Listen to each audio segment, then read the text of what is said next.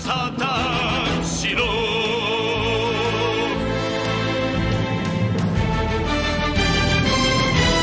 Hello, everybody, and welcome to episode 214 of the Saturn Studs podcast. I'm Kurt, joined once again this week by my frigid co-hosts, Peter and Jake. And frigid is right, Kurt, because this week I'm coming at you with a full glass of the Libby 4307 53-ounce Super Schooner edition of the cast. Yes, that's right, kids. Oh. The madman finally did it. I am currently holding... This is a full bottle of water in my glass. Oh, I didn't realize you had that in your hand. That's like a fishbowl on a stem. That's cool as hell. That's smart. You can get drunk off of one glass of, like, wine.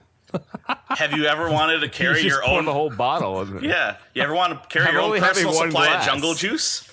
Yeah. You know, I was... That is... Yeah, that's the ultimate wine mom Yes. Yeah, exactly. gift. You know, I'm only having one glass, and they just dump the whole bottle in there. you know, I was debating on, like, because some people, like, they put in their room like a mini fridge, like a tiny fridge, like really Yes. tiny.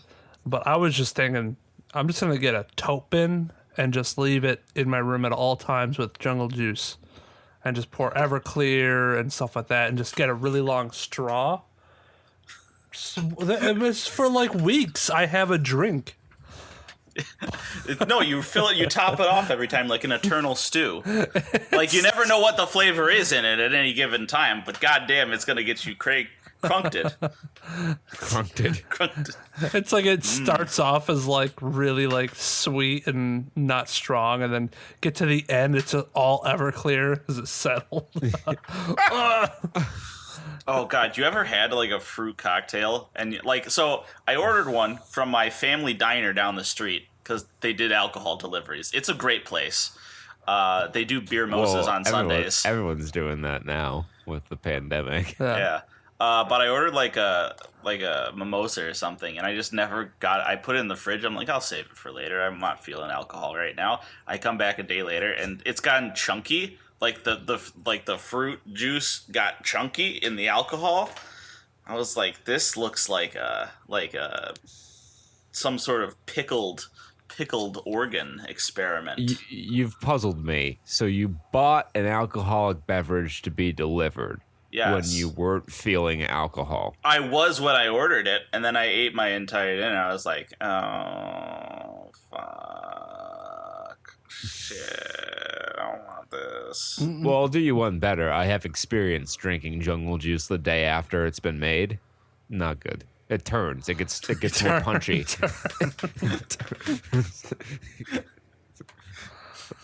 Oh god, I remember. Like, you know how if you keep cider in the fridge for too long, it'll turn and it'll be hard cider? Yep. Like, that happens to jungle juice at a much more rapid evolution. It's like the movie Evolution. Becomes gasoline eventually. If you leave it in there long enough, it will become pure ethyl alcohol, and you will be able to power your machinery with it. It reminds me of when my roommate tried to drink dragon fruit V8 and just straight vodka through a fucking IV drip bag. Dragon fruit V8. Now that's smart. Mix like V8 with any sort of alcohol, get you hydrated, get you healthy, as well as drunk. It's like mixing vodka with like Pedialyte. V9 now includes potatoes. It's the hangover cure and the thing that'll give me the hangover, so I can drink as much as I want and I'll be fine. And that kids is how Four Loko was invented. Because they didn't know how getting crossfaded works. I would That's call that being speedballing. No, that's speedballing Okay. right there. Crossfading is like mixing two depressants together, so like weed and alcohol. or if you're really cool, weed and lean. But when you have the upper and the downer, that's a lot worse. Yeah. I want to Your heart doesn't know what to fucking do. That's why I drink vodka Red Bulls. What? It's confusing my whole system. It's like we want to go on a jog, but also fall asleep for 16 hours.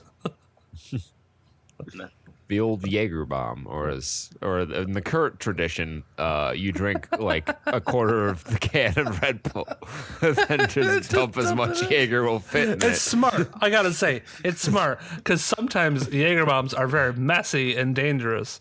If you drop it into glass, it might shatter or chip your tooth with the shot glass falling back. I got injured on the So- shrapnel from a Jaeger bomb. You never know, man. It could happen. Oh fuck. This week, I don't even know where the heck we're coming from. somewhere around the I world. was gonna say like the ISS or something because of space, and then I was thinking, okay, well actually we just had some really cool developments in DC where they kicked out all the troops in the hotels and citing the Third fucking Amendment, and we're like, oh Hey. snap, who had Third Amendment on their bingo card?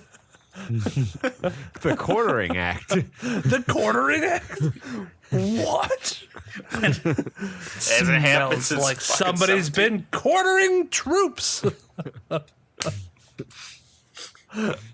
It just made me really happy. Them Fourth Amendment rights. Well, it was funny because so I have a friend who I work with who's National Reserve, and he got activated. So kind of interesting to see his point of view. And I was just joking around with my roommate. I was like, when he comes back, we should be like, we're not letting you into our house because we're exercising our Third Amendment, right? Is that the third or the fourth? I think it's a third. Fourth I is believe. search and seizure. Yeah. I guess this is the point to say it. Let's just make it clear, make it unambiguous. We stand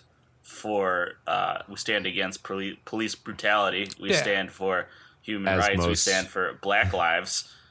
as most rational human beings do. yeah. I don't think you'll find too many people who are really pro police brutality. Yeah, that's the thing is that like and the people who are for some reason are like they cite really weird reasons or they have a friend who's a police officer. I'm like I have friends. I think that's it. They're pro police, Yeah, not necessarily yeah. pro police brutality. well, the people who are But really I think you have to draw that line. yeah, the people who are really against these issues are like people who twist the BLM movement into something that it's not. Like taking the knee. The taking the knee is like a symbol for Oh, George yeah. Floyd. People are like, that's you. I had a coworker. Sorry, Bill. But I had a coworker who was Not like, sorry, Bill.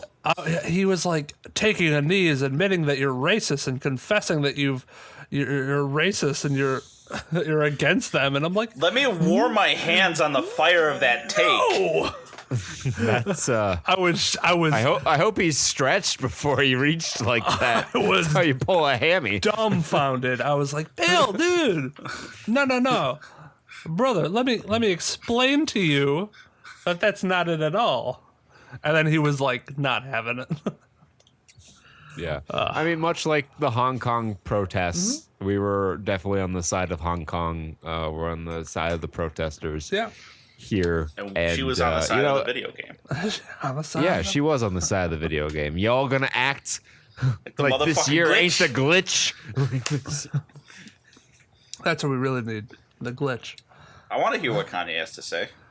Kanye actually did some really cool stuff. This is gonna like this is a test of Kanye's faith because he came out and he supported his brother Donald, and now he's caught in the crossfire. I believe Kanye set up a fund or donated a lump sum of money for the daughter to have free college tuition. Yes, I did Yeah. hear that. That was pretty rad. You just reminded me. So there were some protests in Troy, the Wednesday, and there's going to be some Sunday, and people have been boarding up their businesses, and mostly the results of Wednesdays was people just like painting on it, and I shared that picture with you guys of the fucking the whitest MLK I've ever seen. With a thick neck beard. I know it was supposed to be like the shadow, but it was like at least 4 tones darker than the skin.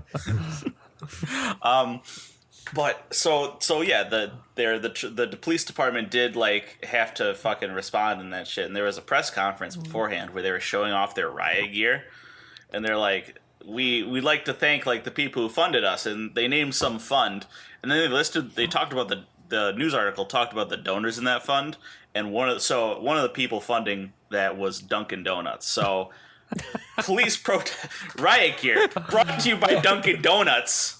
I mean, that makes a certain amount of sense. Yeah. I mean, what percentage of Dunkin' Donuts quarterly sales figures do you estimate comes from the police department? I mean, Fair few. Yeah, for sure.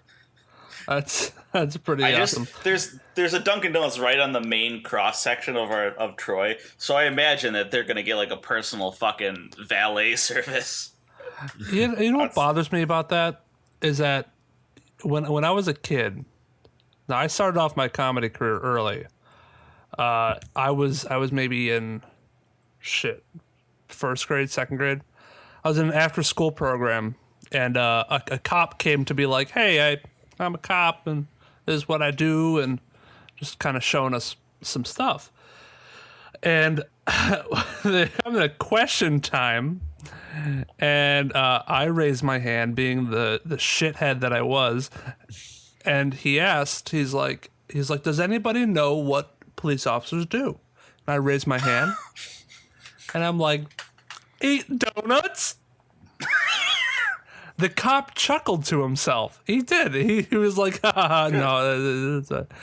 But the after-school program lady was like horrified that I would show that much disrespect towards a police officer for making a joke. She called my parents. She yelled at me. Oh my God. I think my parents yelled at me a little bit. You ever get those times where like the teacher calls your parents because you did something like that really was pretty innocuous, and your parents are like, "What the fuck are you doing, wasting our time?" Yes. Oh, I don't give a yeah. fuck. I don't. That's the best. You're just sitting in the corner, like all vindicated. Yeah, I had that at another after-school program where my mom was like, "You do not yell at my child like this. Like, I'm an educator. This is not the way to go." The one time, the person who was yelling at me was she was like in the process of losing her mother, so she was very distraught, and she took all that energy out on me, and I was like, "Fuck!" All I did was stick up the middle finger, sorta, at a kid. Between 9th and 10th grade, I had ADHD, so the school district was like, "This kid's retarded." So I had an IEP and all that. So we'd have to meet with teachers and my parents. And freshman year was Algebra 1, and I did fine in that class. I had one quarter where I was like at an 80, but everything else was 90s. And so my teacher was like, "I recommend extended geometry for Kurt," and my mom's like, "No, you crazy bitch. He's gonna take the regular geometry because he's doing fine in your class." Yeah. I remember I got like a fucking 80 on a test one time, and then the teacher, he's like, "Are you all right, Peter? Is everything going okay?" I'm like, "Yeah. It's called I didn't do so well on the test." I didn't study. Of course, I didn't study for any of my tests in high school. Thanks, college credit calculus teacher. It gets hard sometimes. Sometimes I don't know the classes. answer. Yeah. I remember in the senior year in physics, like my physics teacher was like, "Why didn't you do AP physics, Kurt?" And I'm like, "Because I didn't want to do another summer assignment." He's like, "There's no summer assignment for AP physics." I'm like, "What?" But would it have helped? No, because then I would have had to go straight to physics 2 at AU, and that would have been a nightmare. Fuck that. I heard from my one friend. He did it with calculus, where he did like AP Physics Calc 1, and he moved right to Calc 2 going into school, and like had no idea. He had to like retake Calc 2. Yeah. Because of it. It was like way too fast for him, and they didn't cover it. I think it's a crapshoot, honestly. taking certain AP courses and being like, college credit will work. Well, history is a good one because I agree. if you're in a technical field, like it's not going to be in your major, so you just have that class you don't have to take. Yeah, Exactly. Get it out of the way. I took no fucking liberal arts classes that I didn't want to in my entire career because I got them out of the fucking way in high school. And there's no segue for this. Does anyone want to try and segue this? I mean, the reason we've been talking about anything but trailers for 15 minutes is because we have one fucking trailer. And to describe Enter the Fat Dragon is an exercise in... It's not an exercise in anything. Because he doesn't exercise. I mean, he doesn't exercise, but this movie exercises your mind in ways that I feel you have to be a connoisseur of the Bollywood genre to fully appreciate and understand. Manic is a word that comes to mind to describe the cut of this trailer. Yeah. So Enter the Fat Dragon is Enter the Dragon, but the guy's fat.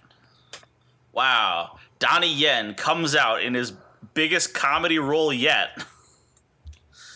I mean, the title is a parody of Enter the Dragon, but the plot of the movie does not correlate to Enter the Dragon. Yeah, I don't think. I don't even know what the plot is. The trailer doesn't really do anything for in terms of a plot. It's more like it's just like he's saving a girl and fighting a lot of guys, and he's fat. Well, I did glean that he was a cop. Oh, he's a cop. Fuck, that depth. And well, let me read to you the description of this trailer. Perhaps we can all together piece together some evaluation of this movie as Peter sucks down his water through his straw in his goblet. New best action comedy movie from martial arts superstar Donnie Yen. A police officer's suspect suffers a mysterious death. Now he must team up with an undercover inspector and wok-wielding restaurant owner to solve a murder mystery. The title is a parody of Bruce Lee's classic Enter the Dragon. And Jake has just shared us a poster that... yes. It doesn't even fit with what the trailer was actually in the trailer. Well, I think this poster is a direct parody of the Enter the Dragon poster. Right. I see. I think I saw another one that was a parody of like... What's the one where Bruce Lee has the yellow tracksuit? Or is that just Kill Bill? No, that was one of them. Yeah, I'm not a connoisseur of old kung fu films. Sorry, guys. We just watched terrible ninja movies. Yeah. Ugh. I don't know. I think that was just something he wore often. I am sure it was in a movie. Perhaps. Not sure. But yeah, just it's a lot of I didn't see as much comedy as much as kung fu, which makes sense because Donnie Yen is not a comedy guy. He's not a comedian. No, there are a couple laughter parts. He doesn't have to be a comedian. The writers just have to be comedians. I wonder if there's like a world of like Asian Bollywood style movies. No, this is gonna. I'm not jumping into the us. Chinese cinema scene. Fuck that. Well, technically, India is in Asia. Well, therefore, all Bollywood movies are Asian. Are Asian. Chinese or Japanese. East Asian is. I think that's the region, right? East Asia. I guess, yeah. East well, of that the segment wall. petered out. Yeah, well, Yeah. there's nothing really out of if this trailer was any good, we can at least discuss about it because like there's nothing to talk. He doesn't say anything. He says like one word, I think. Well, some guy yells "shit" and everyone goes "shh," and that was kind of funny. Funny like, joke. Damn, there's nothing. Well, we can talk about a lot of games. We can talk about anything. This is our fucking show, guys. We can do anything we want. We can talk about the new Magic announcement. We could talk about Magic a little bit. Which one is that? The M21 spoilers that came out. Oh, right. Yeah. Aren't you excited for a core set with a collector booster box? That's actually, if the reprints announced are any semblance of like the type of reprints that they're doing, I'm kind of happy with like printing Grim Tutor. I know it's only expensive because it's not readily available, but it's still nice to. Well, my question is, how much are the booster packs gonna cost? I think hopefully a regular. These are the regular ones. Yeah, yeah. Well, they don't have MSRP on them anymore, so we'll see. I gotta say, I'm happy to see these spoilers, cause around the time of Eldraine, like Theros. Oh, I guess Theros is in that. Like around the time of Eldraine, I'm like, I don't understand Magic anymore, guys. Like they were printing adventures, and there was Oko out, and shit was just flying off the handle. I was like, all right, I'll try, but this is weird. Magic's weird right now. And then they went to Theros. I was like, okay, cool. And then I recognize that. I know what that is. But there is like Escape, and they really didn't do enchantment stuff as much as I'd wanted. And there was Oro to follow up on Oko, and things just kept going. I was like, all right, it's maybe I'll feel it. And then they dropped Ikoria, and I thought Ikoria was like a weird supplemental set. I didn't realize it was an actual set for actual standard. Because they tied it in with the Commander precons, which I think is dumb. I don't like that they're tying them into standard sets. So the 1-2 punch of that with companions and all the and Mutate was fucking weird too.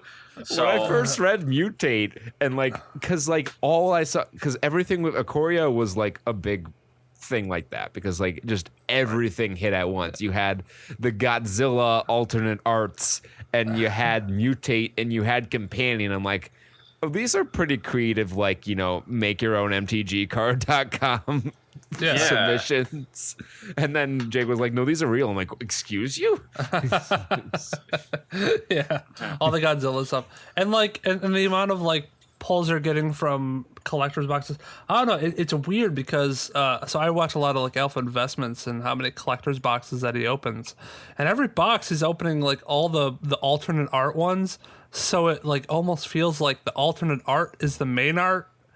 And now there's 3 different arts because of the Godzilla stuff. And it's like you look at the actual card and you're like, what is this? Oh, this is the standard art for the card. There are some where it's harder to find the non-foil regular version than is the foil. And I think the part that really broke me early on was when I looked, the first time they brought out that fucking chart. That fucking, what, you want this type of card, what kind of product do you need to buy? And it wasn't like a 2x3 grid, it was like a 7x7 grid of product types and types of foil. I was like, this is a Yu-Gi-Oh! How are there 7 different types of foil? There aren't even 7 different types of foil in Yu-Gi-Oh! Like, Jesus. And they're just all different rarities. It's not crazy. It's pretty easy to follow. And their foiling, Yu-Gi-Oh! Foiling is a lot better because they don't have really any curled cards. Which is so my collector's box, which was the first print run, has no curling yet, and none of my cards came out curled from the Commander cards that I got. So I bought all the C20 cards and I just sleeved them the other night. And just going through them, it really didn't feel like a C20 full product, like Commander full product, because and I think the professor touched on this, is that it's all from Ikoria, so it's all like the same style, the same universe. And the nice thing about normal Commander products is like they're supposed to be from different planes and different tribal things, and this all just kind of felt similar. Yeah. So, But now Core And 21's back. Huh? I think, yeah, Core 21's back on the heels of all this shit. Like, remember when it was 2 sets a year and then maybe 1 or 2 supplemental products and not like every fucking week there's a new secret layer that you gotta buy? and we're not done yet. We still have Commander Legends, which is going to be the more, I think, appealing to us coming out. Well, we'll see. And I of course, know they're Double gonna- Master. Double Master's gonna- floating around this whole thing. Double Masters. They're gonna print Commander Legends is gonna be priced like Double Masters, and they're gonna print like 5 or 6 2 fucking push commanders that are gonna ruin the format, and they're gonna print a bunch of other cards that are designed with Commander in mind that are gonna push the power level of the format further and further. It's so weird because Double Masters seems like it's a Commander set because the cards that they've announced are like really popular Commander cards. Yeah. Well, Commander's a really popular format. Well, this is also like the year of Commander. It's like the Yeah. year of Luigi, except less well thought out. Well, they didn't do much with the year of Luigi. They just like gave you a new skin for Mario Galaxy 2 or whatever. They skinned it Luigi, and then they released a new Luigi's Mansion game. That was pretty much it. But yeah, like Commander, I feel like old man yells at cloud here, but like I think it's getting a little too popular for its own good. And as it gets more popular, Wizards gets more involved, and as Wizards gets more involved, it strays further and further from what it used to be. You want this? You want this? We're changing Commander to you have to pay 3 mana to put it in your hand first. Commanders are too powerful. Companion. No, Honestly, no, they're I gonna don't change hate it. that Joke. rule change. At this point in time, with how push some of these commanders are, Yeah. Jesus. Like, I feel if it keeps going the way it goes and they finish out Commander year with some broken shit, I'm wondering if there's we could be the forerunners on this. We could just start the trend to just go back to Elder Dragon Highlander, where your commander is. the Elder Dragon, yeah. Yes. Has to be the Elder Dragon. Nice. I mean, at this point Like- in time, like, there's no reason. Like, the meta for commanders, like, it just run any of the ridiculously broken Sultai commanders they've printed in the last 3 years, because that color combination can do literally everything, and the commanders are just their own engines. Yeah. Ramp Card draw counter. meets card draw, and then you have some more card draw. And kill spells and ramp. Yeah. And search your Yeah, deck for fucking- anything. Set yourself up. Fucking rampant magic. I swear to God. Like, I get that you want Timmy's in your game, Wizards, but not everything has to ramp. We don't need fucking Oro and Azusa and fucking elementals. Yeah, and Grow Spiral and all that shit. Hopefully, I'm interested to see how this next standard turns out with everything rotating out, because a lot of stuff that like helped with that is rotating out now. And Fires of Invention is finally banned. Thank Christ. Yeah. So, Yep. lose my Yeah, mind. I don't play standard, but I might. Like, how I bad just is the watch it. economy on Magic Arena if you're free to play? The economy? I mean, Like, is it possible to put together a decent red deck wins without yeah. like having to sell myself to Magic Arena? yeah, you don't have to. I haven't put any money into it, and I mean, I don't have that good of cards, but you get packs, and I think they did a really good job with the way they did their the wild cards, where if you get a wild card like Mythic, it's essentially any Mythic card that you want you can exchange for. And I think they added in a while ago the feature to use a wild card on cards you don't even own yet, so you can unlock them easier instead of having to pull them from packs and make it all random. Perhaps They do like daily challenges. Excellent Adventures can experiment with Arena Standard. Yeah, and the way they like challenge put you up against another person is by I think they do like the amount of rares that you have, rares and mythics, and then they set you up with somebody who has about the same. Interesting. All right. Well, maybe I should. I actually have never played Arena. It's surprisingly fun. And the interface is so fluid and intuitive. It's Well, it pretty should nice. be. It's a modern fucking digital card game platform. Well, I mean, in fairness, like Duels of the Planeswalkers had a very fluid interface going back to like 2011. They just never bothered to do anything with Magic Online since 2002. And I think they're going to do a lot more stuff with it, just because like they're able to put in cards relatively easily. Like they have like weekends or like random events where they'll bring in cards from all over just for that weekend, and then take it out.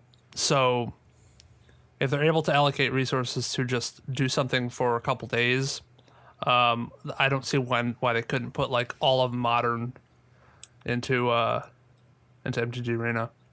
Oh, it's not that they can't. Well, it's how expensive it would it be worth it? And I think it totally would be worth it, and I don't think they would have a problem with it.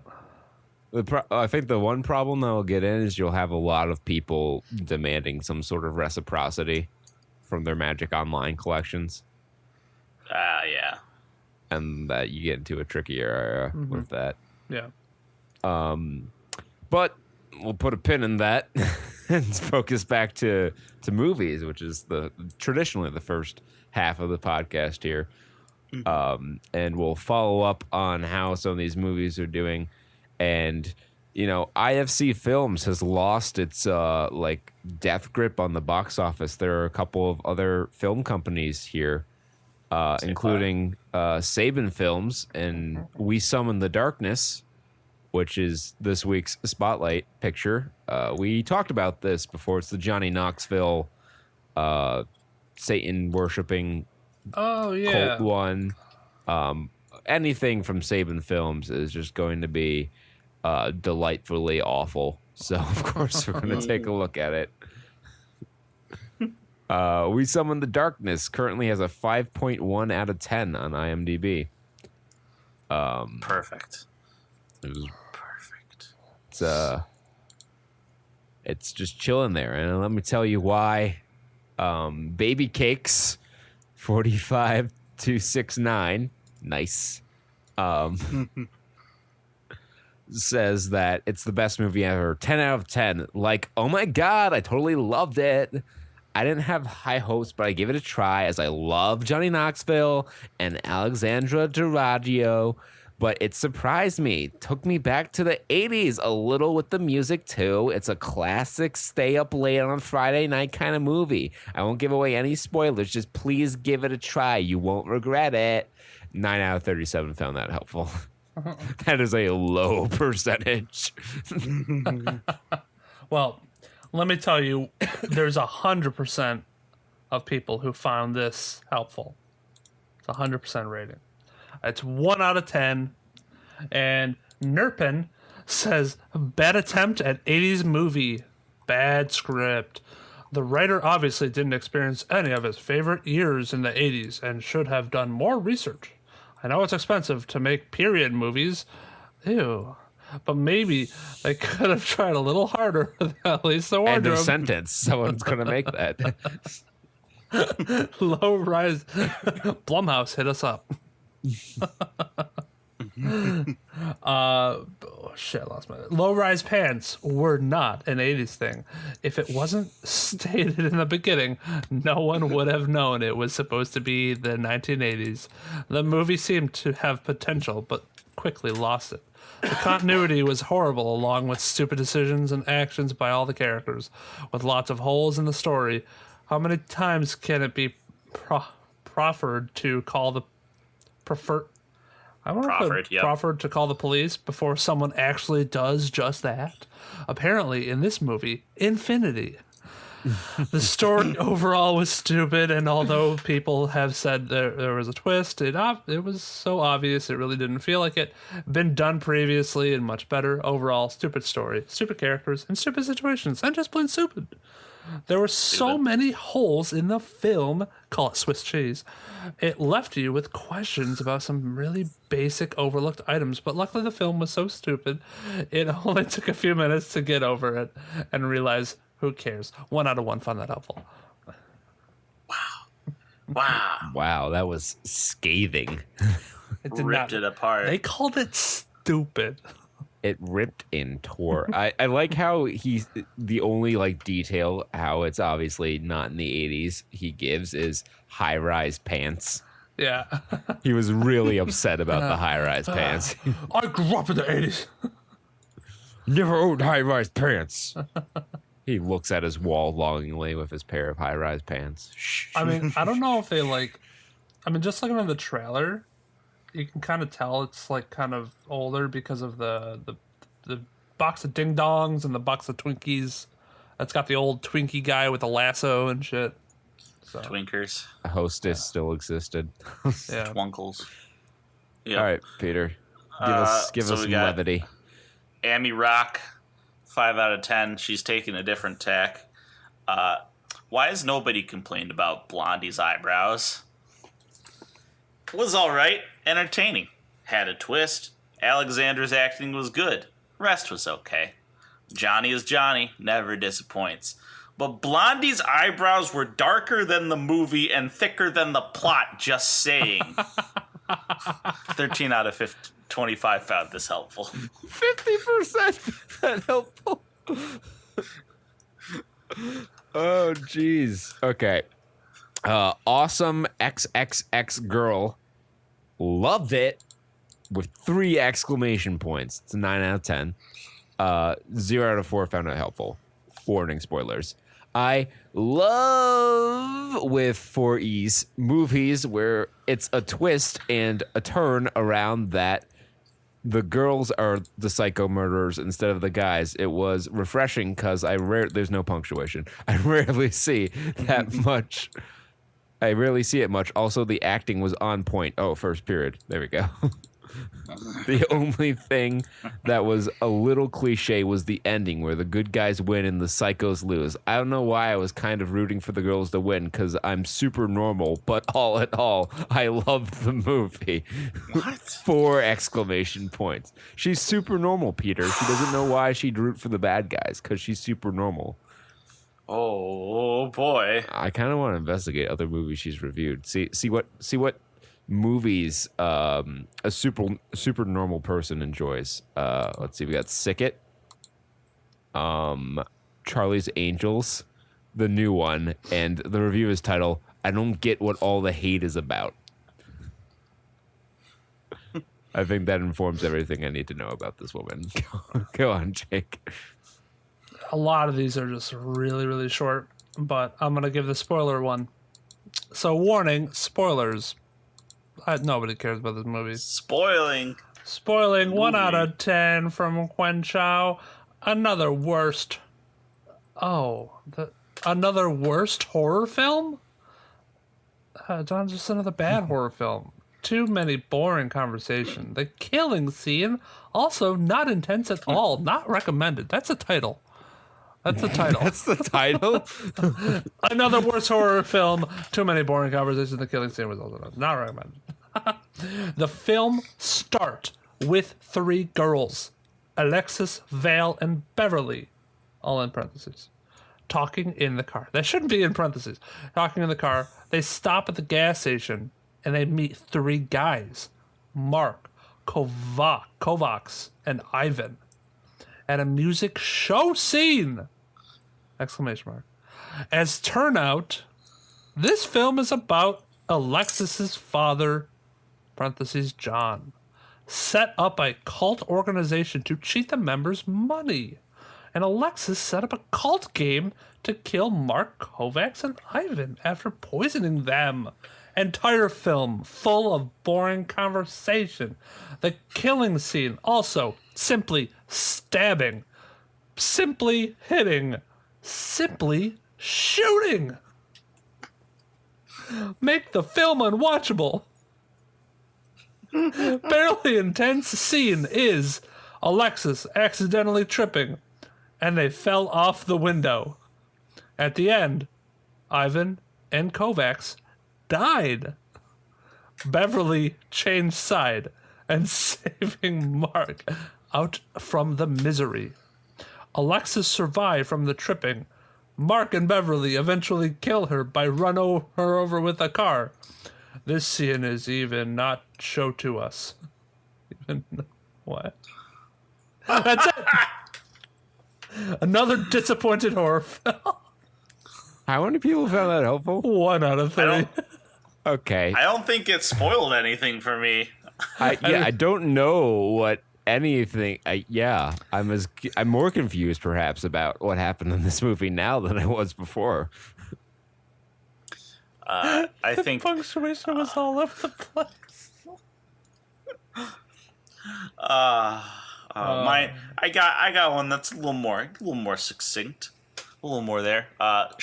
Quick shout out to Nicola17 for their let's count them 1, 2, 3, 4, 5 paragraph review with the title "It's a good film, but I wish this film could have been a better movie." We're not going to read that one. Instead, we're going to read Saptesh 786's 4 out of 10 review.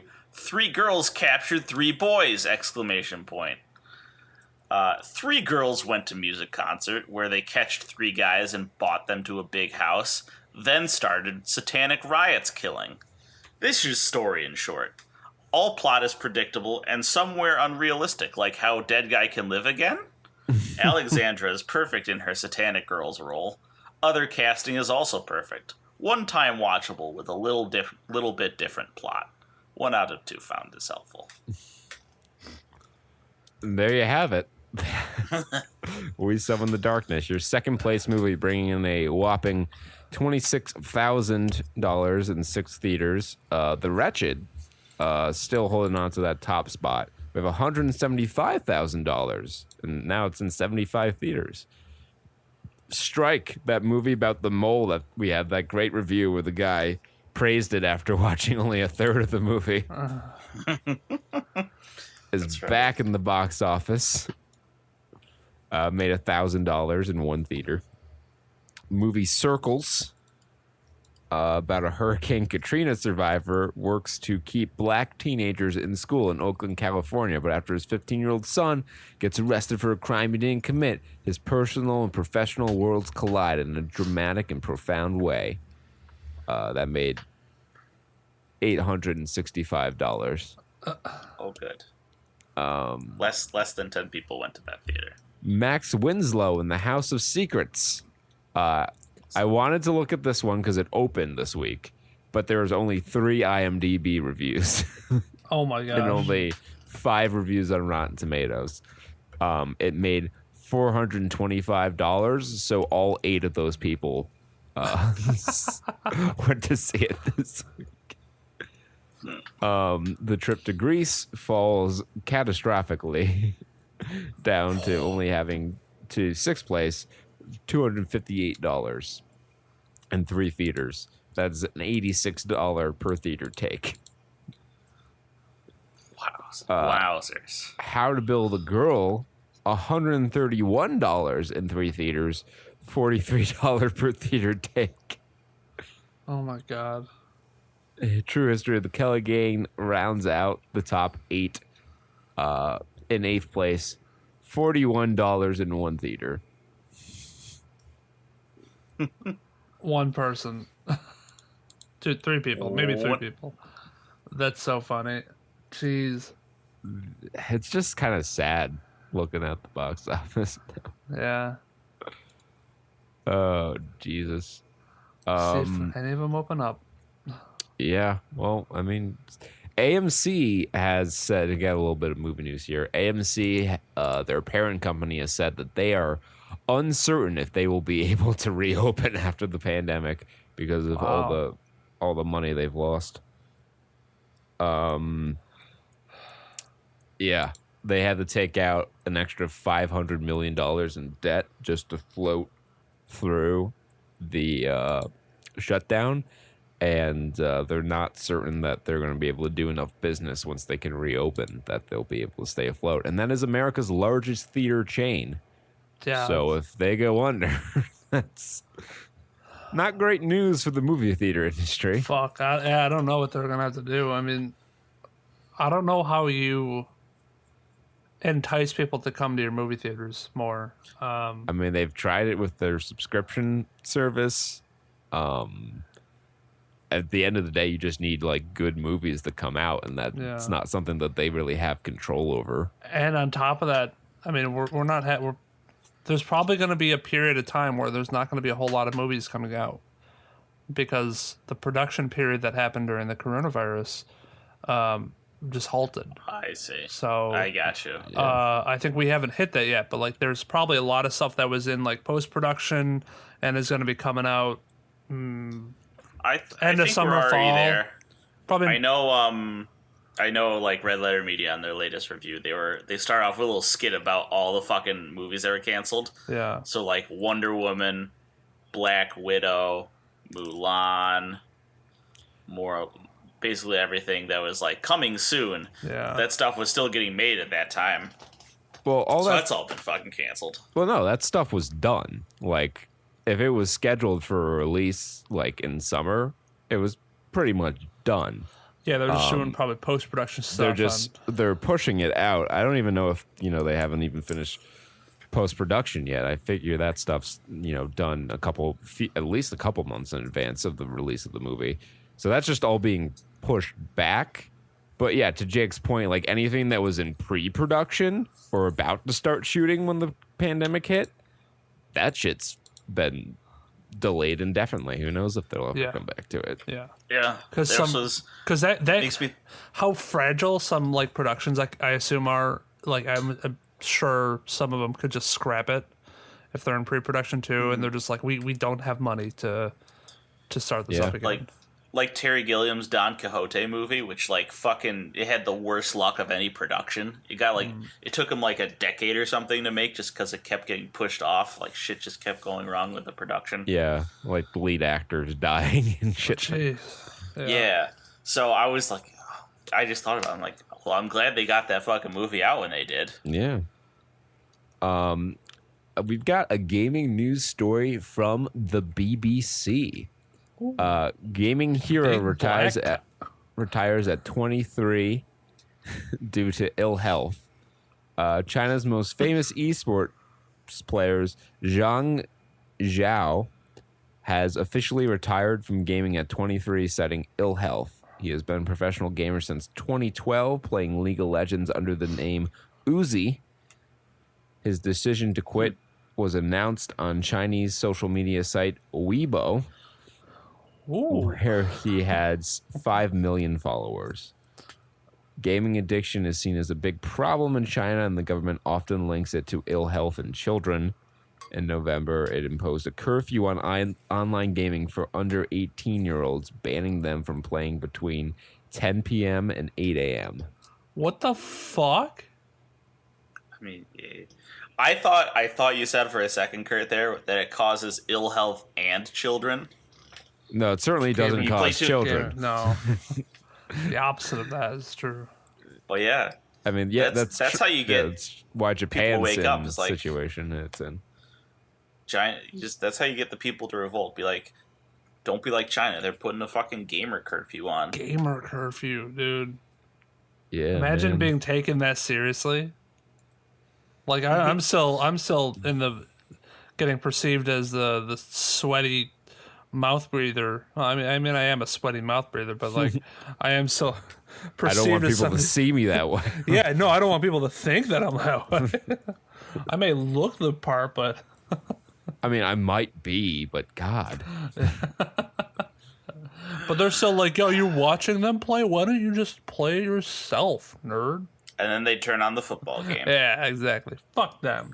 It's a little bit different because, Nope. most people can play the video game. Fewer people can play in the NFL. I can't play that good. I can go kick around a soccer ball like Ronaldo.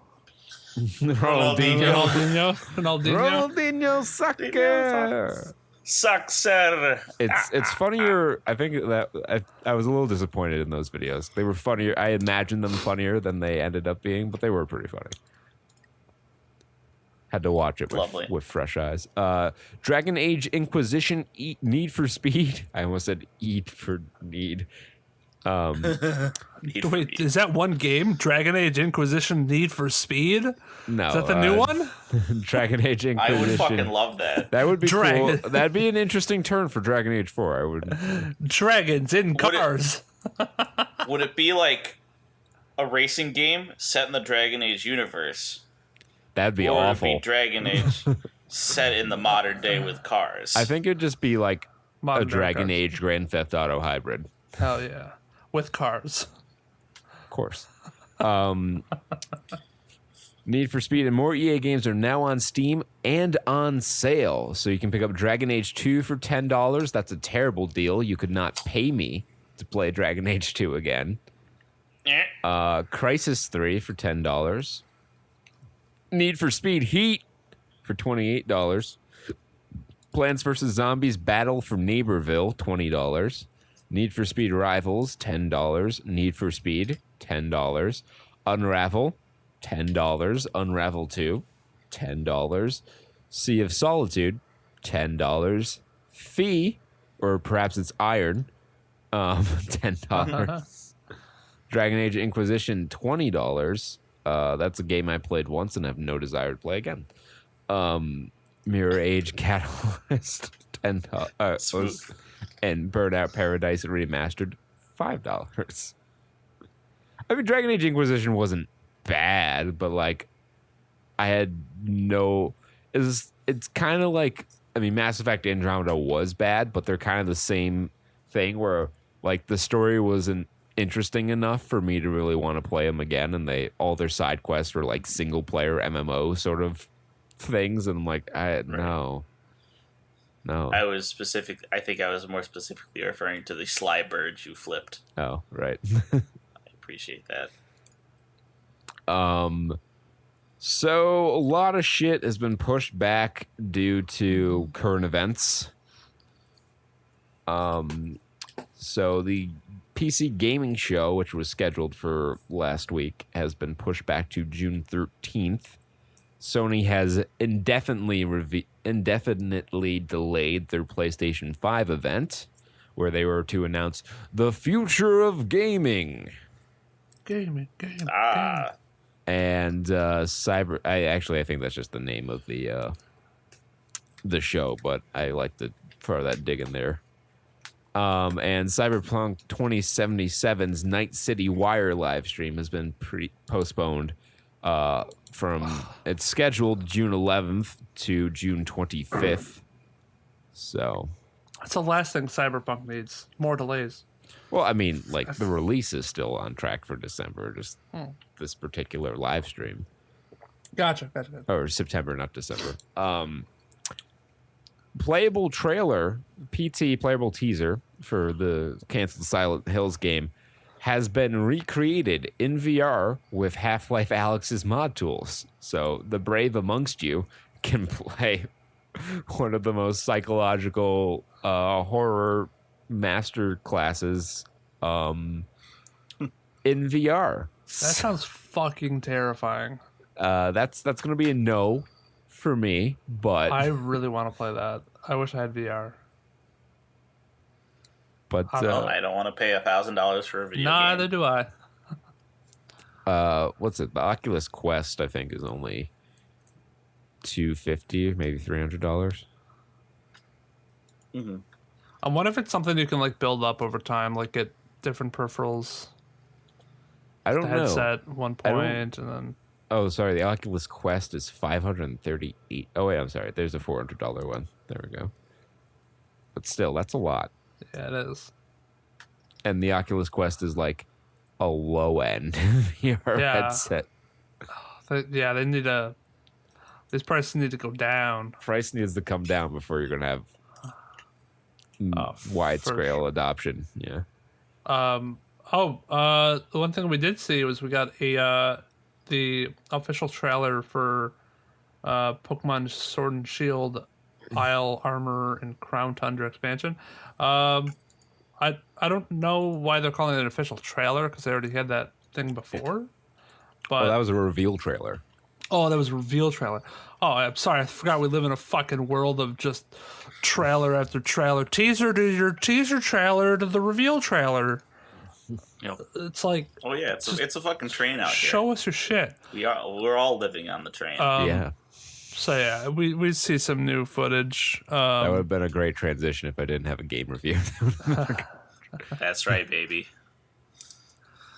So yeah, it looks pretty decent. I'll probably get it. I don't fucking care anymore. Yeah, I'll buy it. I'll complain about having to buy, another $30 worth of Pokemon game for the Pokemon game I already paid $60 for, but I'll do it. You know what? I think you'll like it because it comes in 2 parts. So like, you'll have time to run through, your part 1 and do all that shit there, and then when part 2 comes along, it'll be like, new stuff. And I think if you get both of them with the expansion, I believe, right? Yeah, I mean, yeah. You can pay. I think you can buy individually or bundle them together. I don't know that there's a discount for bundling them. In which case, I'd probably buy them individually, so I only have to pay $15, and then later on, I pay another $15 instead of $30 up front for something that I'm not going to be able to use for a while. Well, I was under the impression it was like a pass. So you buy the pass, which unlocks the 2 expansions for you. I think you can only pre-order the pass, but I believe when they come out, you'll be able to buy them individually. We'll see. Yeah. But I do have a game review. At long last, you've been waiting with bated breath for me to finish this game, but I finally did last week. It's over. It's done. I have completed The Witcher 3's main story, at least. I have not touched the Heart of Stone or Blood and Wine expansions yet, but that will be later. I will take a break because I have pumped. Let's see. How many hours have I pumped into this? South of 100, right? It was well south of 100. 64 hours. For one Nintendo 64. one playthrough. I didn't do like all the side quests or anything. I stayed mainly focused to the main story, and still 64 hours. Now, if you remember from way back, when I reviewed The Witcher 2, I said it's a good game. I liked the story. I liked the characters. I liked most of the gameplay. But there are a couple quality of life things that needed improvement, such as objective marking and pathfinding. Both of those were addressed in big ways. Objectives are much more clearly marked on your on a mini map, which is a new feature. And there is a little dotted line that you can turn on or off if you feel it breaks immersion. That will show you the path you have to take to reach your objective. And the hidden doors I complained about in Witcher 2 are easily revealed by just pulling the left trigger to activate your Witcher senses, and it'll be a big, bright yellow outline of the door being like, here's a fucking door. And you're like, Rip great, off a Spidey that's sense. a door. I'll go there. The one complaint I have is that I don't know if there was just something with one of the graphics mods I had installed, because I didn't notice it as much the couple times I played it on my PC in my office and not in my living room. But it's really dark in some of the interior areas, which makes it really hard to kind of like look around for shit. Even cranking the brightness all the way up, it's still quite dark. I don't know if that is, again, an issue with one of the graphics mods I had installed or a intentional design, because there's a potion that lets you see in the dark. So I don't know if that was like, well, this is the justification for having this in here. But the story, fantastic story. Characters are great. Really had me gripped. It built to a great. It wasn't the climax. It wasn't the end anyway, but it was kind of like a climax. It built to a great. The Battle of Kaer Morhen was one of the most exciting parts of any video game I've played in quite some time. Did you just get to like run around like a battlefield? Well, yeah, it's like one of those like you get you're like. So the plot of the game is that Geralt is searching for Ciri, who is like not really his daughter, but like, He's her father figure. She's like a daughter to him. And she's being pursued by the Wild Hunt, which is a series, like an army of wraiths led by elven generals that are hunting her down because she has the Elder Blood and can travel between worlds. And they want that power for their own nefarious purposes. So he's trying to get to her before the Wild Hunt does. And she's trying to find him. So they miss each other a lot. And eventually when you find her, or you find out where she is, it's like, we're going to bring her back to Kaer Morhen, which is the school where they teach Witchers, or one of the schools where they, make new Witchers and stuff. And it's like, well, this is the safe place. We'll bring her back here. And they're like, well, we're going to need a lot of allies if we're going to survive the fight against the Wild Hunt. So you go in and you call in favors from all the friends that you've made along your way. And you have this huge battle at Kaer Morhen. And then there's still like another 3 or 4 hours of game, 5 or 6 hours of game after that. Mm-hmm. And like in between the Battle of Kaer Morhen and like when you fight the final boss, kind of hits a bit of a lull. Like I feel like they could have paced that part of the gameplay better. But that's a minor complaint for what overall was a very engaging story. Long, but engaging. Like it's a long journey. But it's certainly not boring. Like it wasn't a chore to play for those 60 some odd hours. I think they made a lot of quality life improvements to UI and inventory management, which was always nice to see. That's why I'm so excited about CD Projekt Cyberpunk 2077, because it's not just that CD Projekt Red's making another RPG in a setting that I feel is underexplored. It's that every game they've made has gotten progressively better. Like they learn from what they've done and they apply it and they make a better game. Like Witcher 1 was good for its time. Witcher 2 was a lot better. Witcher 3 was a lot better. And I'm excited for what Cyberpunk 2077 is going to look like. What else did I want to touch on? So yeah, it's a very good game. I'd recommend playing it. And for me, I feel like they really did the open world well, because it's not like a Bethesda Elder Scrolls open world where it's like, here, explore this open world. It's really the only thing we paid attention to at all, because you have a really compelling central story that takes you around the open world and kind of like gets you the lay of the land. And you're like, oh, well, maybe I want to explore this and this and this and this. So I feel like this is going to be like, how some people have that one Skyrim game that they have like 1 million hours on because they just never stop playing through that file. This game has the potential to be what Skyrim is to those people, to me. Like just I'll have it and I'll revisit it every now and then, just, have fun exploring the open world. Definitely recommend it. I kind of took a break last week from playing games because I wanted The Witcher 3 deserved its own week for its review. So I'll have probably at least 2 more next week. So yep, that's The Witcher 3. And just as the Wild Hunt summons the frost, so too did the climate scientists in Snowpiercer.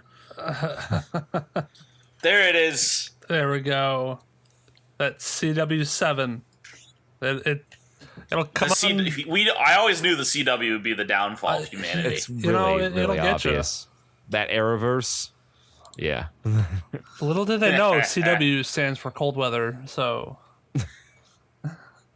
it worked. Wobblers. Oh my god. So we watched Snowpiercer and holy shit. I liked the movie. You have to make a couple of logical leaps to accept the premise. Yeah. But I found it enjoyable after doing that. I thought they did a decent job world building. And, I mean, it could have done with some... I know Daredevil didn't exist yet, but it could have done with some Daredevil-esque hallway fights.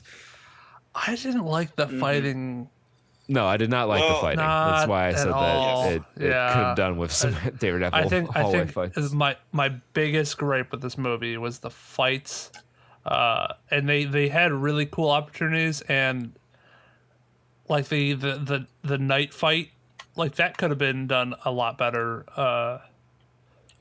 It did have some really cool scenes though, like when they open up that door and there's a bunch of guys standing there with fucking hatchets.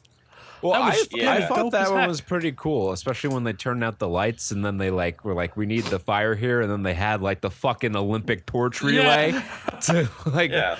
There were some I don't know. I think it was like the tonal changes were like just kind of weird. This was Well, between like what's a being jam-packed movie. dark That's and then what it like was. doing something silly. Like you had the really dark, like dark as in holy shit, these people are being slaughtered by people with hatchets. Dark as in that sense, but then it changes to a weird thing when the kids' classroom comes up, and it's just like one car is a classroom, and I was like, what? Well, Didn't I mean, expect that. that was dark Okay. in its own way because it's like Yeah. really creepy brainwashing. So this is a Bong-Joon Ho movie, and that's like Yes. one of his trademarks is sudden and dramatic tonal shifts.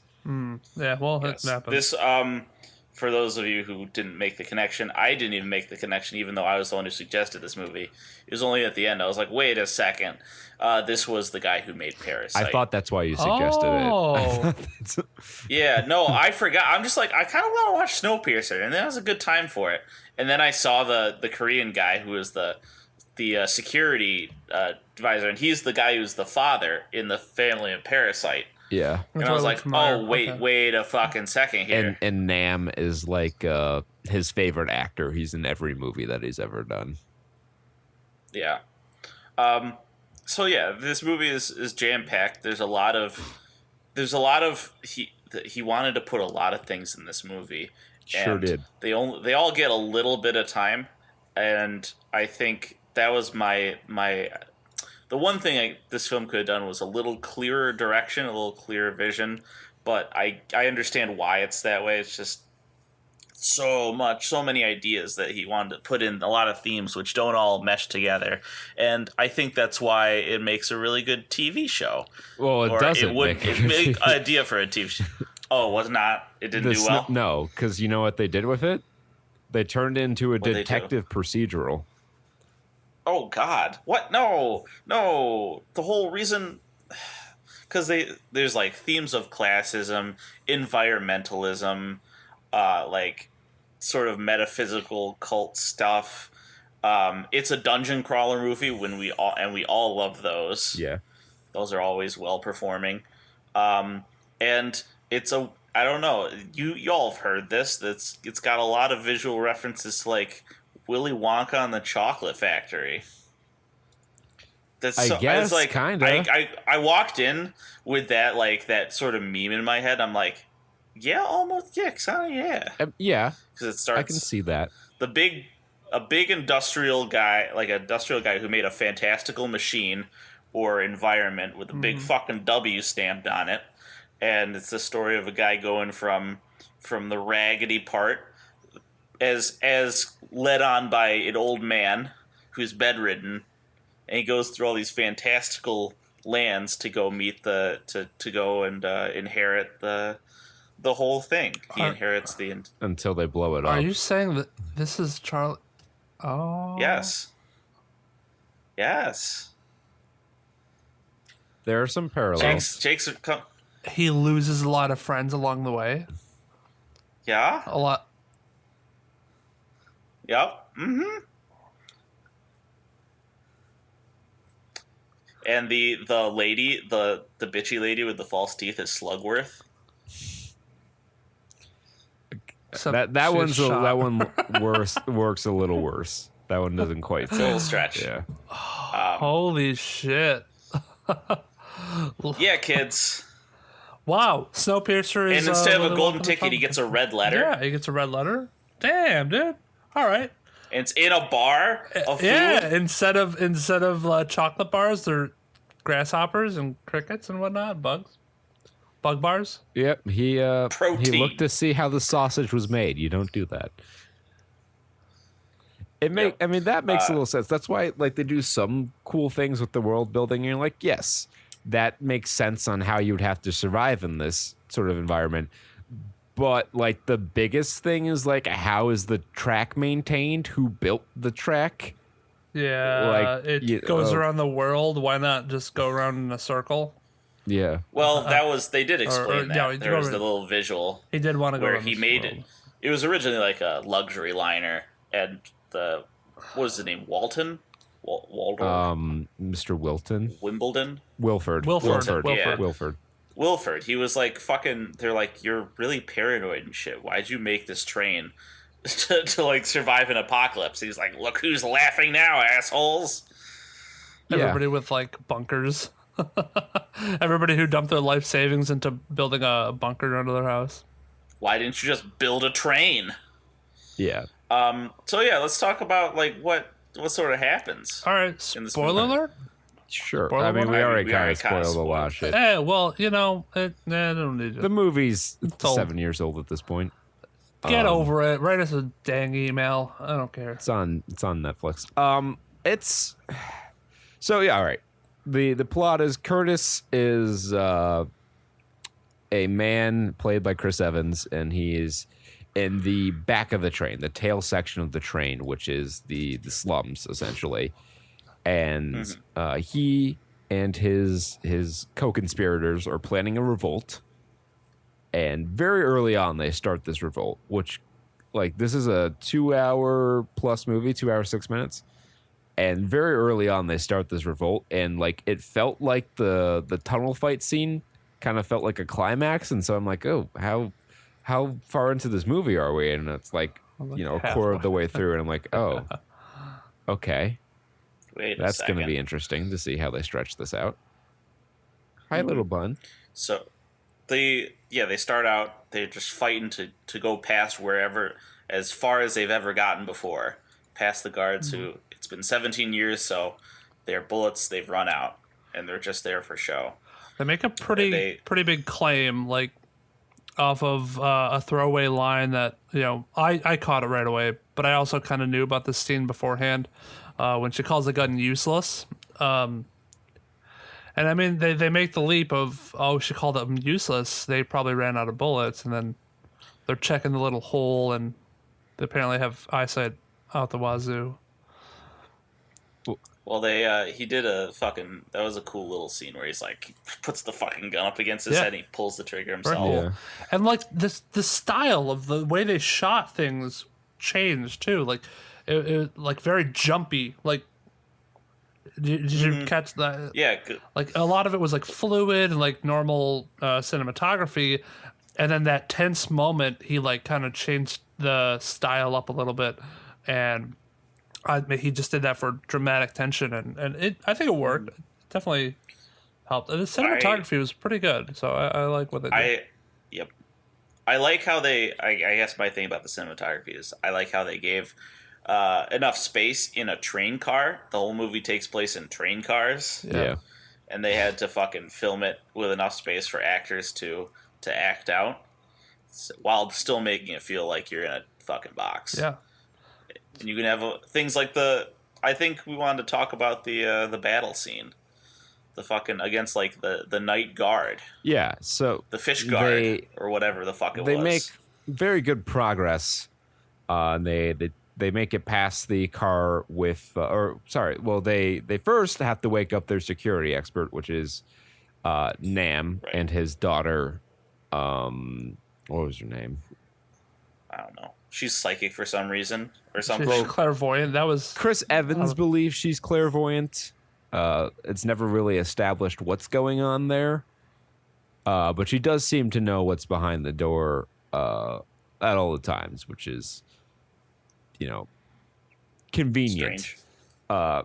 And they agreed to help them in exchange for chronal, which is this highly flammable industrial waste that has been used to get people high, but that's Cue Chekhov's gun setup. so every door they open, they get 2 lumps of chronal. That was the deal they worked out. So they make good progress until they go to meet where it's the car before the water supply. And the old man who's advising Curtis is like, or Gillingly or what? Gilliam. Is like, well, if we take the water supply, then we don't really have to go any further because then we have the negotiating power, which is, you know, a setup for a reveal later in the movie. Yes. And so they get there and they open the door, and then it's a bunch of dudes in black overcoats with hatchets and masks, and they start passing around a fish to like get blood on their axe. I don't know what that was about. I thought Some ritual I shit. thought maybe the fish was like had poisonous blood or something. Maybe. No, if it was, he would have made that really clear. I know. It's just like the director was not. He did not seem the kind of guy to me who would make the technical details, like the plot details of the movie, subtle. Like he likes explaining that shit to people. It's the thematic elements that are a little. The more only obtuse. reason I can see the fish being in the scene is because it has to be there to make an action that happens later in the scene work. if that's the only reason for the fish, I don't like it. But maybe I maybe gives it there's flavor. Maybe there's something about Japanese or Chinese people He's before Korean? battle coding Korean. Well, they didn't really explain where some of these people were from. Well, the director's Korean. Well, yeah, but most of the actors are American. That's true. Which was like it was actually a cool melting pot of like different actors and different I'll just say accents, not necessarily Around the nationalities. You know, because I think that's what this thing was supposed to be. It was supposed to be like a melting pot of just different people from different nations. Which is kind of interesting because even the train babies have their regional accents, which doesn't make any sense. Yeah, unless they picked it up from their parents, but I doubt it, because they probably would have picked it up from school, which would have been American. Yeah. So anyway, I don't know do if it's a this Korean thing. fight scene. It's a big battle. They're all hacking and slashing, and then officials come into the car to interrupt the battle with an announcement that it's almost Happy New Year time, and all the like hatchet wielding guys stop and they start counting it down because apparently there's a bridge they cross that's marked as their New Year.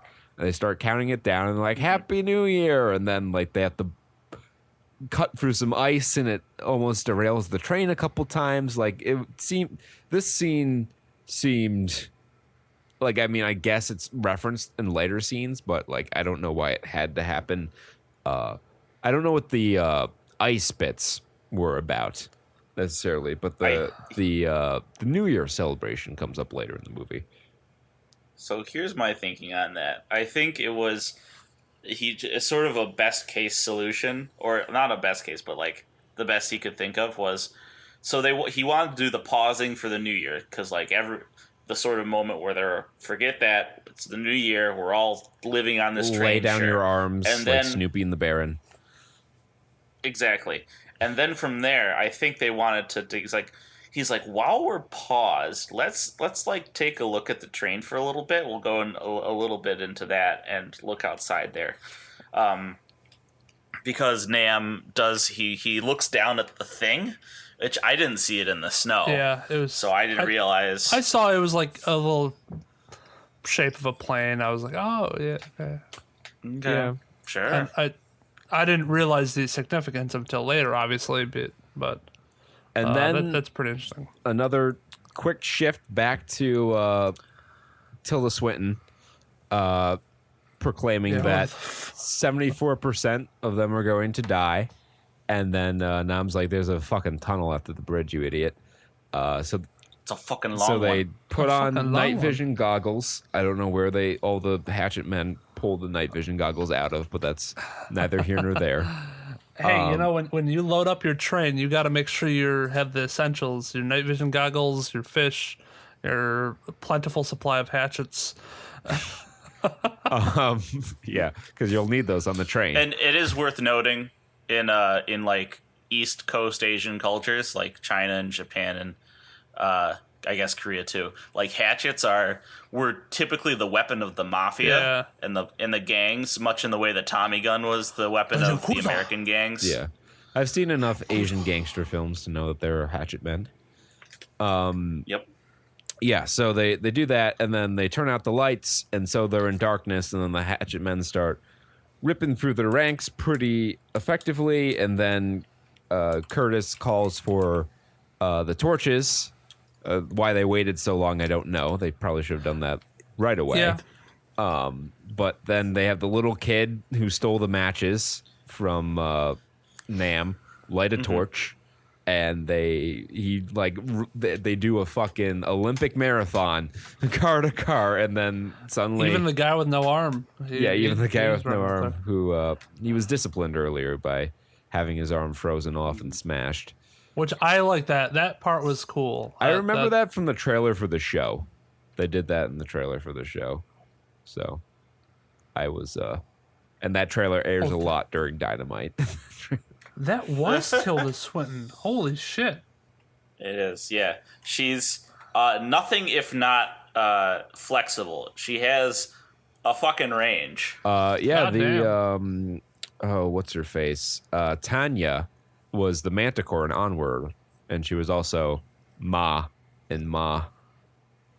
Mm-hmm. Yeah, I remember that. Octavia Spencer. Yeah, she's really good too. I like her.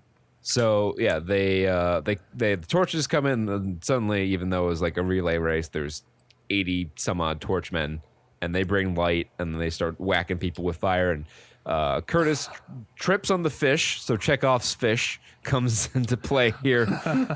He falls down, and his little Irish buddy, who we learn later that Chris Evans murdered his mother. That was fucking that twist was fucking dark.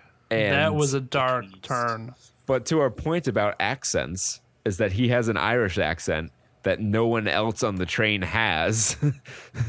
That doesn't make much sense, but yeah. So he like body checks the hatchetman that's going to get him, and then to further establish their closeness. So it hurts all the more when he's killed in the next car. Yes.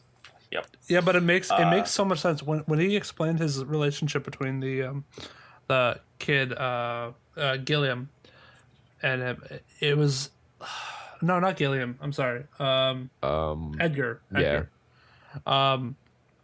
When he explained his relationship with him, it made so much more sense because they seemed like friends in the beginning, and then he always was so standoffish and was like, "Why do you look up to me? Like, you shouldn't look up to me. Like, now's not the time." He's so leader. Short with him, and like he just wants to get the job done. But it makes a lot more sense why he would feel like constant guilt just being around him. I can't imagine. Yeah, that was a pretty powerful scene when he's like, you know what I hate most about myself is I know what people taste like. And I know that babies taste the best. And I was like, oh, fucking shit, dude. Chris Evans, good fucking job on your portrayal. I really liked it. Even though he's a good actor. Your name probably should have been a lot of Kurt stuff. with a K. And, Yeah. I'm sure you were peeved about the spelling of Curtis. Kurt with a K. No, that's how you spell Curtis. Kurt is short for Kurt. Kurt is long for Kurt, correct. And Curtis is its own name. Kurt is Kurt for Curtis. It's not short for Curtis. It's long for Kurt. That'd be like if everyone went around calling you Paul Peter and you John Jake. It's just a different name. But much like the Jingleheimer Schmidt. Nah. I'm gonna call you Curtis with a K from now on. It's not my name. It's close enough. All right. So anyway, they move on to. They grab old lady and they take her have like hostage. Downtime. They take Tilda Swinton hostage, and they all have sushi. Again, where she talks about the fucking balance of nature or whatever.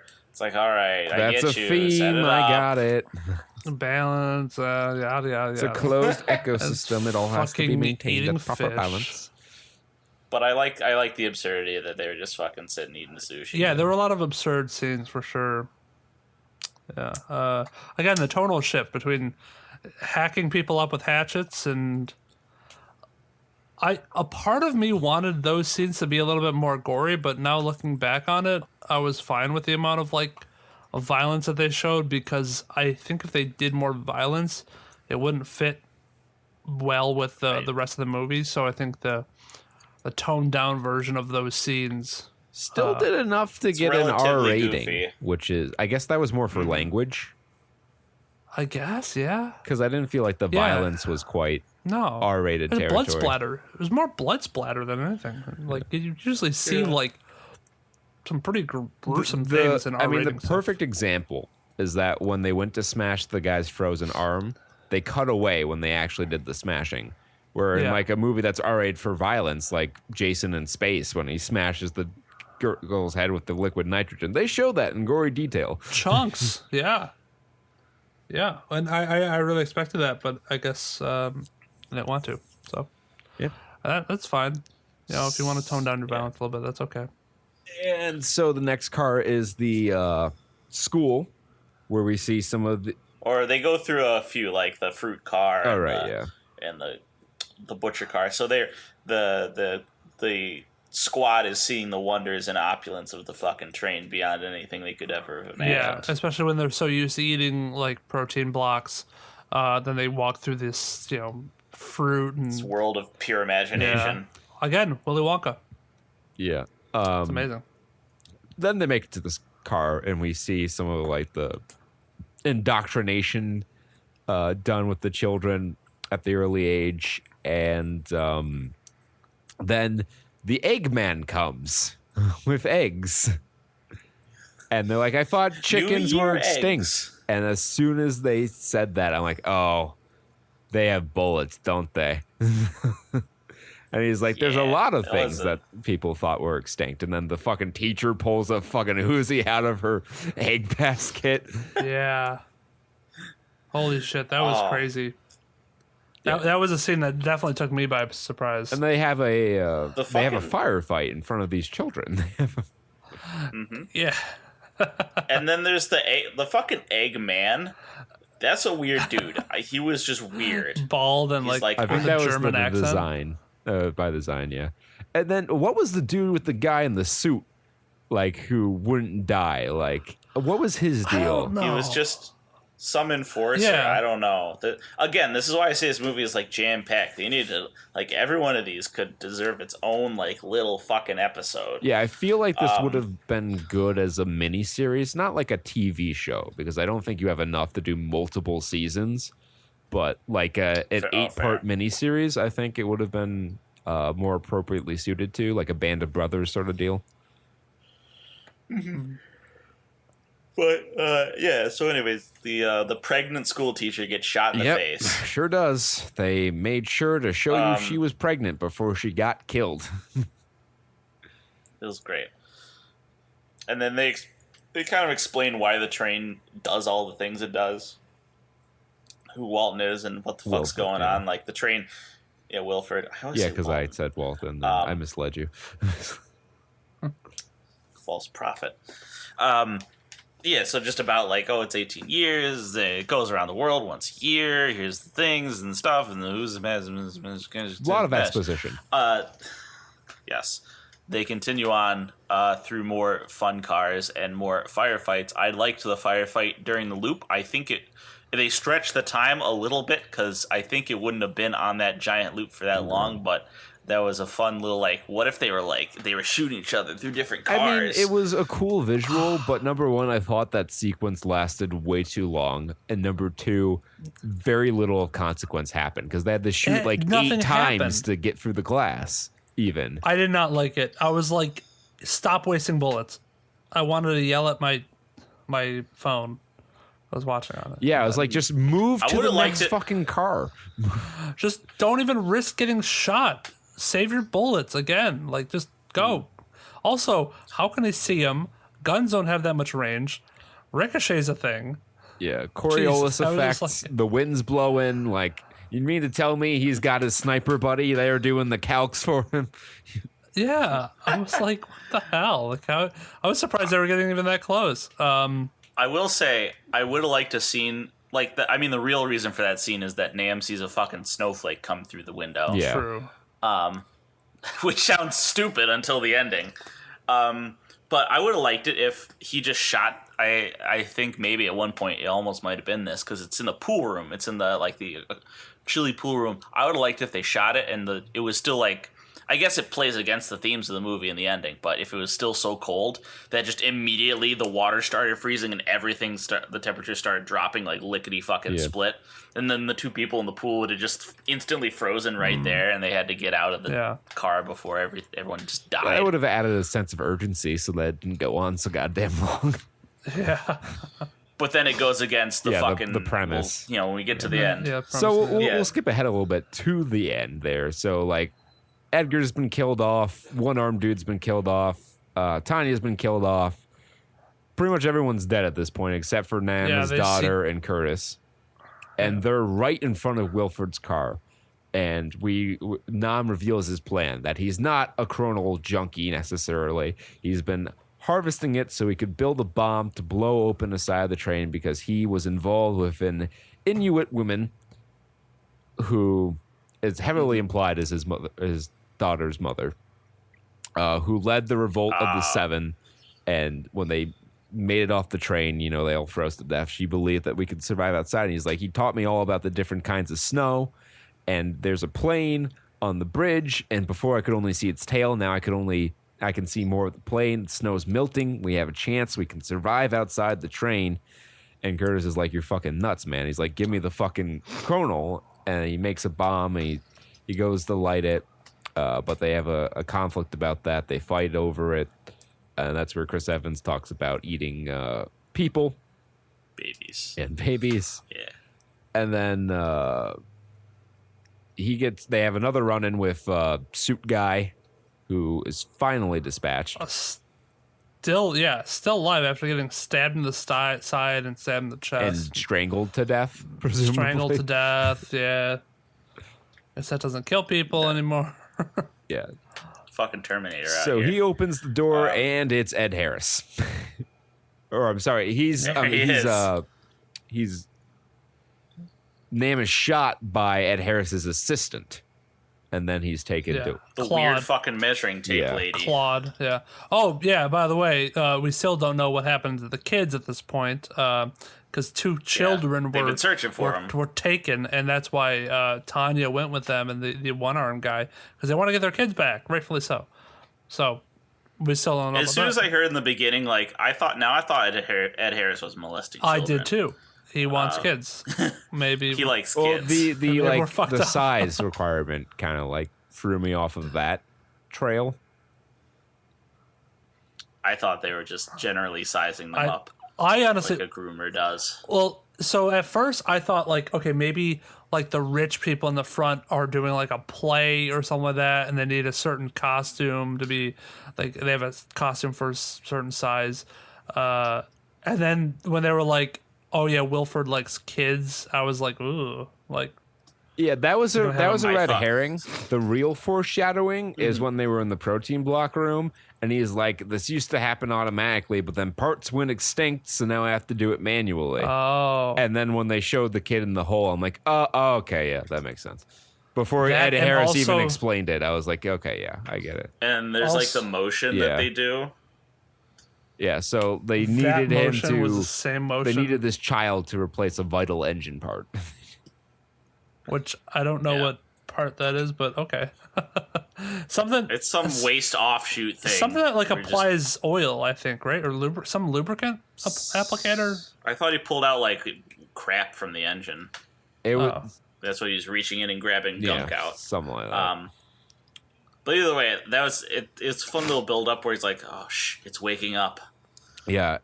And Like, Ed oh, Harris God. explains, again, balance, and that he was working with Gilliam to kind of control the population. He's like, we don't have time for Twist. natural selection, so we have to, do it ourselves. And he's like, I'm getting old. I'm getting ready to retire. I want you, Curtis, to take over my station on the train. And he's like, no, this is fucking insane. And then they bandy about it for a little longer. Then the nightclub people come to attack Nam. I'm not really certain why that happened. Because he was stealing their chronal. Yeah. They were all high as shit on chronal, and he was just pickpocketing all of their shit. Yeah. Yeah.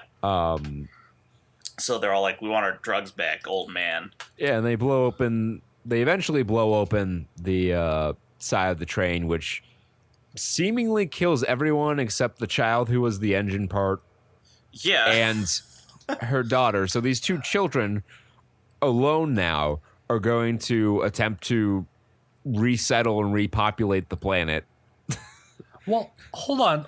But it's okay because there's a polar bear. Not the two children. It was just like the girl and the black kid. Yeah, she was a minor. She was only 17. She was a child. Oh, yeah, 17. The 17-year-old girl and the black kid, Timmy. Was that what his name was? Timmy. It was Timmy or Jimmy? Yeah, Timmy. Yes. Timmy. And then what happened to the curly-headed kid? He was at the school, I think. No, the guy who got. No, wait. He went to the fucking reactor. What or was whatever. that? I think they were sacrificing kids. I don't know. They didn't explain that It's at the all. eternal What the fuck was end. that? Sort of happened. Yeah, they didn't explain that.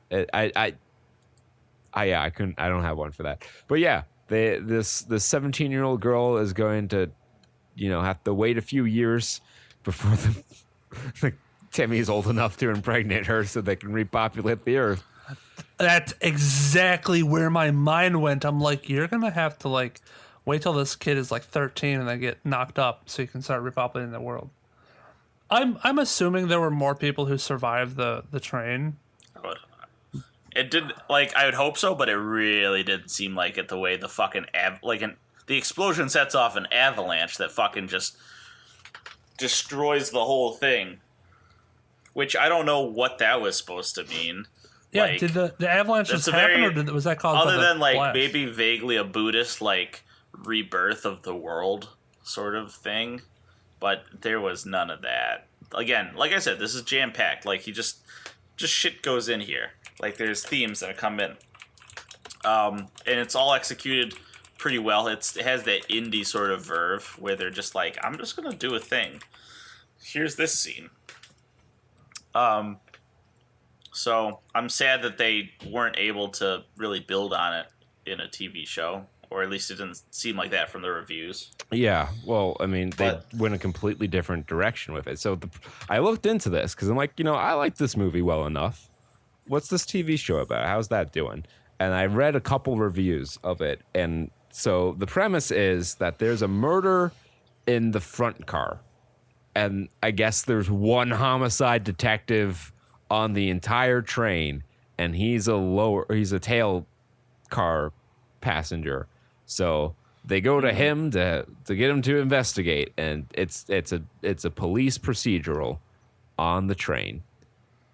You had this very interesting world, and you went. I won't even call it the safest bet. You just did the wrong thing. Yeah. So yeah, I think I would say in the end, I recommend this movie. Yeah, it's not a masterpiece. Know that they've put a lot of it was a wild it is the jungle juice of indie movies. There's just so many scenes of one thing or another that were just there and don't really connect to anything, but almost try and say their own thing. I remember when the fucking violin guy comes and he starts playing and his string breaks and they cut to that. And it doesn't mean anything. Well, I mean, that was the knowledge. blood. His thing said blood, and then the string broke as he read that, and it cut him. Why exactly that was relevant? Because I thought the blood really had more to do with the shooting that came on seconds later. But yeah, it's strange. So I found out what the thing at the end was for the little boy.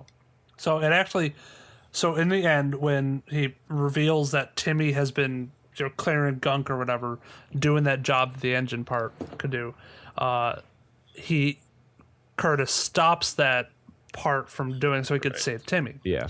That I think that thing in the front of the train was a failsafe. And the other little boy that they grabbed was, that was his job.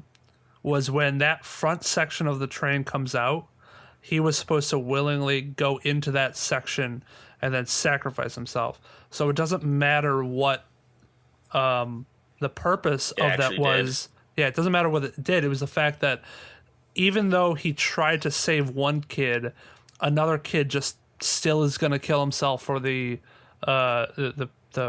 purpose of the train. Yeah, and he So it was sacrificed like his how arm futile. to save Timmy. Yeah. Which really didn't matter because they all fucking died seconds later. Yeah. But he became a Yeah. leader. That's Because how can yeah. you be a good leader if you have two arms? Which I also didn't understand until the big exposition dump from Curtis, and I was like, "Damn, that's pretty deep." Yeah. So yeah, a lot of it's- themes, a lot of messages. It's not by no means a masterpiece. I think it's kind of the same situation that we were in with Parasite. You know, it's not a masterpiece. It's not going to like change your perception of movies, but it's a fine way to spend a couple hours. There are certainly worse movies you can watch on Netflix. Yeah. Yeah. So yeah, if it sounds interesting to you, check out Snowpiercer. Also check out the stream tonight. We will be live on hopefully Twitch and Mixer. We'll see if Restream wants to cooperate tonight or not. And we'll be streaming Mass Effect 2. We will also be streaming it on Sunday. There was no Friday stream tonight because I don't think we're going to need it. We should still finish the game in probably next weekend, I would imagine, unless we run into something unexpected. Because we streamed a good 12 hours Memorial Day week. Yeah. So Nice. we made good progress in the game. We'll put it at that. You can check out all the channels that we have going on SaturnStuds.com. It's the place to go for that. I don't know how many of you noticed this, but there was a brief moment in time where our Avengers Endgame episode was unavailable because Disney had gotten it taken down off of archive.org. But I wrote a strongly worded letter pointing out that Disney don't own shit of that, and it's back up now. So It's all us. We won. We beat Disney. we beat Disney in a legal dispute. That is something few entities can say. So yeah, until next time, be well, stay safe, kick Disney's ass, and party like it's 1995. Peace. Bye-bye.